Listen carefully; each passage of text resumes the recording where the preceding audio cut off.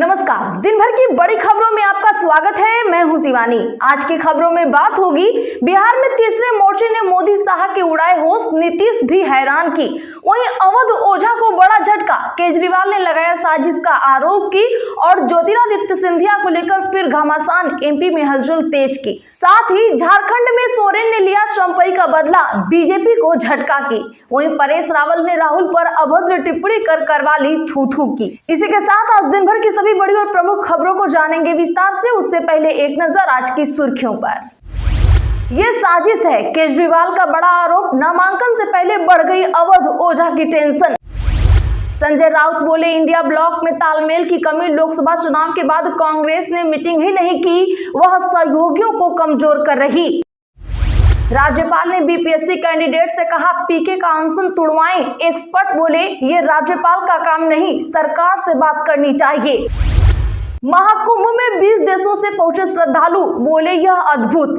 Steve jobs की पत्नी आत्मशुद्धि के लिए आई। ब्राजील के फ्रांसिस्को बोले, मोक्ष की तलाश।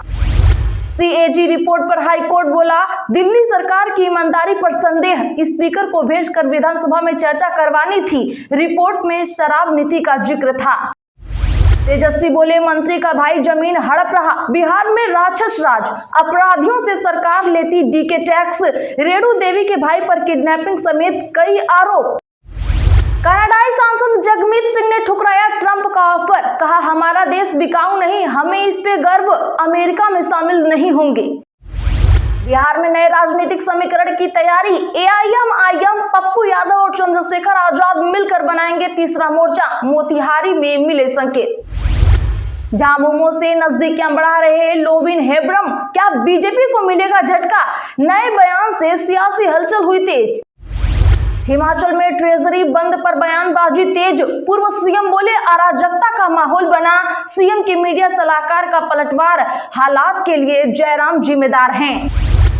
अमृतसर में आपका बड़ा दावा, कहा हमारे पास बहुमत, जल्द बनाएंगे मेयर पदों के लिए दिल्ली जा रहे नेता, कांग्रेस लॉबिंग में जुटी। परेश रावल ने राहुल गांधी पर किया ऐसा कमेंट, लोग बोले राजनीति आदमी को कितना गिरा देती है। समस्तीपुर में 500 करोड़ की 51 परियोजनाओं का शिलान्यास और उद्घाटन हुआ, प्रखंडों का विकास देख बोले सीएम नीतीश, इससे बेहतर बिहार में कुछ नहीं देखा, बैठक के बाद हुए रवाना। बिहार में संक्रांति पॉलिटिक्स शुरू, विजय सिन्हा के दही चूड़ा भोज में पहुंचे नीतीश कुमार यादव। दिग्विजय बोले ज्योतिरादित्य सिंधिया बच्चे हैं, माधव राव महाराज को मैं कांग्रेस में लाया, सिंधिया ने कहा था दिग्विजय मेरे पिता को टारगेट करते थे। गुजरात में बड़ा बुलडोजर एक्शन, 9 मजहबी ढांचे किए गए ध्वस्त, राष्ट्रीय सुरक्षा को था बड़ा खतरा। भारत ने बांग्लादेश के डिप्टी हाई कमिश्नर को किया तलब, बांग्लादेश ने बॉर्डर पर फेंसिंग को अवैध बताया था, कल भारतीय हाई कमिश्नर को तलब भी किया। सत्येंद्र जैन की बढ़ी मुश्किलें, आय से अधिक संपत्ति मामले में सीबीआई को मिली केस चलाने की मंजूरी। मेरी कुर्सी खाली नहीं, मुख्यमंत्री पद को लेकर चल रही अटकलों पर सिद्धारमैया की दो टुकाई सामने। एमएसपी कानून पर स्कैम और आंदोलनकारी किसान साथ आए, अब दिल्ली घेरने की रणनीति बनाएंगे, एक दूसरे के खिलाफ बयानबाजी पर लगी रोक। आर्मी चीफ बोले बांग्लादेश की चुनी सरकार से ही बात करेंगे, चीन सीमा पर स्थित संवेदनशील मणिपुर में बवाल के बीच शांति की कोशिश जारी। बीएपी को मिला राज्य पार्टी का दर्जा, 1 एमपी और 4 एमएलए के साथ राजस्थान में तीसरी बड़ी पार्टी, 2023 में लड़ा था पहला चुनाव। पीएम ने सोनमर्ग टनल का इनॉग्रेशन किया, पीएम बोले वादा निभाता हूं। उमर ने कहा उम्मीद है जम्मू कश्मीर के स्टेटहुड का भी वादा आप जरूर पूरा करेंगे। चलिए जानते हैं अब बड़ी और प्रमुख खबरों को विस्तार से। उससे पहले वीडियो को लाइक करें, साथ ही आपसे रिक्वेस्ट, खबरों को आखिर तक जरूर देखें। केजरीवाल के पहुंचते ही चुनाव आयोग ने अवध ओझा का वोट ट्रांसफर करने के दिए निर्देश, वरना नहीं लड़ पाते चुनाव। जी हां, बता दें कि मुख्य चुनाव आयुक्त से मिलने के बाद आप संयोजक अरविंद केजरीवाल ने कहा कि चुनाव आयोग ने अवध ओझा का वोट दिल्ली शिफ्ट करने के निर्देश दिए हैं, अब वे अपना नॉमिनेशन फाइल कर पाएंगे। वहीं अवध ओझा ने कहा कि मेरा मामला सुलझ गया है, कल मेरा एडमिट कार्ड तैयार हो जाएगा और परसों मैं अपना नामांकन दाखिल करूंगा। दरअसल बता दें कि ग्रेटर नोएडा के मतदाता हैं अवध ओझा और उन्हें चुनाव लड़ने के लिए दिल्ली का मतदाता बनना होगा, लेकिन अभी तक उन्हें इसकी कोई आधिकारिक सूचना नहीं मिली है। इसके लिए अरविंद केजरीवाल, सीएम आतिशी, पंजाब के सीएम भगवंत मान और सांसद संजय सिंह आज चुनाव आयोग पहुंचे थे। उनका दावा था कि आपके पटपड़गंज से प्रत्याशी अवध ओझा को चुनाव लड़ने से रोकने की कोशिश की जा रही है, इसीलिए उनका नाम अब तक वोटर लिस्ट में नहीं जोड़ा गया है। उधर विधानसभा चुनाव से पहले भाजपा और आप के बीच पोस्टरवार जारी है। आपने आज नया पोस्टर जारी किया। भाजपा ने केजरीवाल को एक पोस्टर में मोगैम्बो बताया है, वहीं आपने फिल्म बाला के पोस्टर में कालकाजी से भाजपा प्रत्याशी रमेश बिधूड़ी को दिखाया है। इसमें उन्हें गाली वाला बताया गया है। बिहार में नए राजनीतिक समीकरण की तैयारी। एआईएमआईएम, पप्पू यादव और चंद्रशेखर आजाद मिलकर बनाएंगे तीसरा मोर्चा। जी हां, बिहार की राजनीति में नया मोड़ आने की संभावना है। एनडीए और महागठबंधन के अलावा एक नए राजनीतिक समीकरण की तैयारी चल रही है, जिसमें असदुद्दीन ओवैसी की पार्टी एआईएमआईएम, जन अधिकार पार्टी के नेता पप्पू यादव और आजाद समाज पार्टी के चंद्रशेखर आजाद के बीच गठबंधन की चर्चा तेज हो गई है। यह पहल बीपीएससी पेपर लीक मामले में हुए बिहार के दौरान सामने आई है। राजनीतिक विश्लेषकों का मानना है कि अगर यह गठबंधन साकार होता है तो बिहार की राजनीति में बड़ा बदलाव देखने को मिल सकता है। तीनों नेताओं का एक साथ आना एनडीए और महागठबंधन के लिए बड़ी चुनौती बन सकता है। अब देखना यह होगा कि यह नया गठबंधन कितना मजबूत साबित होता है और क्या यह बिहार की जनता की उम्मीदों पर खरा उतर पाता है। परेश रावल ने राहुल गांधी पर किया ऐसा कमेंट, लोग बोले राजनीति आदमी को कितना गिरा देती है। दरअसल पूर्व सांसद रहे एक्टर परेश रावल का एक ट्वीट सोशल मीडिया पर तेजी से वायरल हो रहा है। इसमें उन्होंने ऑपोजिशन के लीडर राहुल गांधी की तुलना गधे से की है। दरअसल एक पोस्ट में शख्स ने राहुल गांधी की तस्वीर एक गधे के साथ पोस्ट की थी, जिसमें लिखा था कि इसमें से गधे को हटाना है। परेश रावल ने इस ट्वीट को रीशेयर करते हुए कुछ लिखा, जिस पर कई लोगों को आपत्ति है। परेश रावल अपने एक ट्वीट पर ट्रोल किए जा रहे हैं। दरअसल जैफर नाम के एक हैंडल से एक पोस्ट किया गया था। इसमें राहुल गांधी के साथ गधे की तस्वीर थी। इस पर लिखा था कि क्या कोई इस तस्वीर से गधे को हटा सकता है। परेश रावल ने इसे रीट्वीट करके लिखा, आपका मतलब है फ्रेम खाली करना है। इस ट्वीट पर कई लोगों के रिएक्शन सामने आए हैं। एक ने लिखा है, आपने फिल्मों में जो भी सम्मान कमाया इस फालतू राजनीति में सब गंवा दिया। एक ने लिखा है, आपको ये करने की जरूरत नहीं थी सर। झामुमो से नजदीकियां बढ़ा रहे लोबिन हेम्ब्रम, क्या बीजेपी को लगेगा झटका। दरअसल बता दें कि राजनीति में न कोई अस्थायी दोस्त होता है और न ही दुश्मन। गत विधानसभा चुनाव में पाला बदलकर भाजपा का दामन थामने वाले पूर्व विधायक लोबिन हेम्ब्रम की नजदीकियां फिर से झामुमो की ओर बढ़ने लगी है।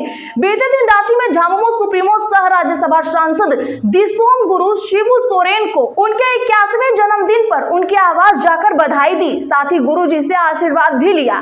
बता दें कि लोबिन हेम्ब्रम विधानसभा चुनाव के पूर्व झामुमो के ही विधायक थे, लेकिन सीएम हेमंत सोरेन के खिलाफ मोर्चा खोलने में पीछे नहीं रहते थे। लोबिन पार्टी में पंकज मिश्रा के दखल को बर्दाश्त नहीं करते थे। अमृतसर में आपका बड़ा दावा, कहा हमारे पास बहुमत, जल्द बनाएंगे मेयर। पदों के लिए दिल्ली जा रहे नेता।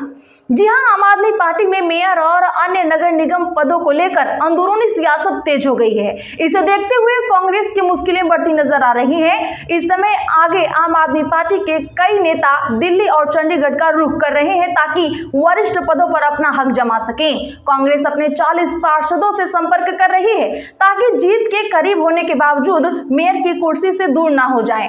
आपके विजयी पार्षद प्रियंका शर्मा, जतेंद्र सिंह, विराट देवगन, जनरल घोष, नताशा गिल जैसे वरिष्ठ नेता इस समय दिल्ली की ओर चंडीगढ़ में पार्टी नेताओं के साथ संपर्क में हैं। मेयर और सीनियर डिप्टी मेयर और डिप्टी मेयर को जिताने की कोशिश कर रहे हैं। आपने नगर निगम चुनाव में शानदार प्रदर्शन करते हुए बहुमत का दावा किया है। पार्टी के मुताबिक उन्हें 24 पार्षदों के साथ साथ 50 पार्षदों का समर्थन हासिल है। दिग्विजय बोले ज्योतिरादित्य सिंधिया बच्चे हैं, माधव राव महाराज को मैं कांग्रेस में लाया। जी हां, पूर्व मुख्यमंत्री और राज्यसभा सांसद दिग्विजय सिंह ने केंद्रीय मंत्री ज्योतिरादित्य सिंधिया को बच्चा कहा है। उन्होंने कहा कि उनके पिता माधव राव सिंधिया को मैं ही कांग्रेस में लाया था।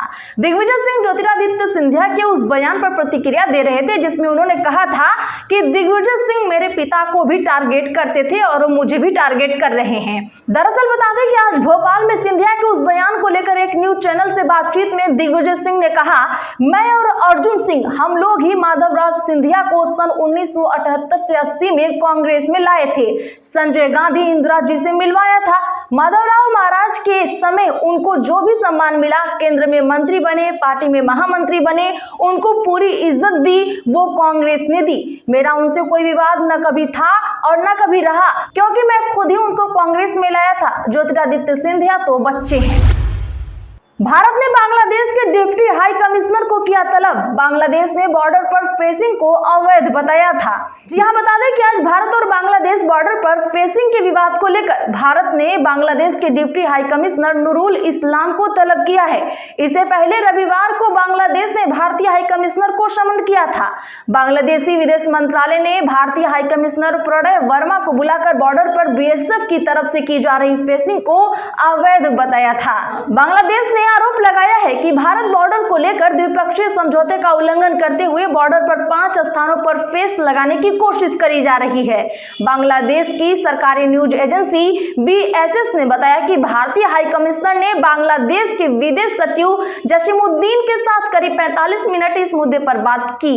हालांकि बांग्लादेश की अंतरिम सरकार ने इस मामले में कोई बयान जारी नहीं किया है। पीएम ने सोनमर्ग टनल का किया इनॉग्रेशन। उमर ने कहा, उम्मीद है जम्मू कश्मीर के स्टेटहुड का भी वादा जरूर पूरा होगा। दरअसल बता दें कि आज प्रधानमंत्री नरेंद्र मोदी ने जम्मू कश्मीर के गांदरबल में जेड मोड़ टनल का इनॉग्रेशन किया। टनल का इनॉग्रेशन करते हुए पीएम ने कहा, जम्मू कश्मीर की लद्दाख की एक और बहुत पुरानी डिमांड आज पूरी हुई है। आप पक्का मानिए, ये मोदी का वादा है। मोदी जो वादा करता है वो निभाता भी है। हर काम का एक समय होता है और सही समय पर सही काम भी होने वाले हैं। उधर राज्य के सीएम उमर अब्दुल्ला ने कहा कि उम्मीद है कि जम्मू कश्मीर के स्टेटहुड का भी वादा जरूर पूरा होगा। तो मोदी जी तो वादे पर वादे पूरे करते जा रहे हैं। आपको क्या लगता है, क्या 15-15 लाख का भी वादा पूरा होगा? कमेंट जरूर करिए। इसी के साथ आज की बड़ी खबरों में फिलहाल इतना ही। ऐसी ही बड़ी खबरों के लिए चैनल सब्सक्राइब करें, बगल में घंटी के निशान को भी जरूर दबा लें, वीडियो को लाइक और शेयर करना ना भूलें।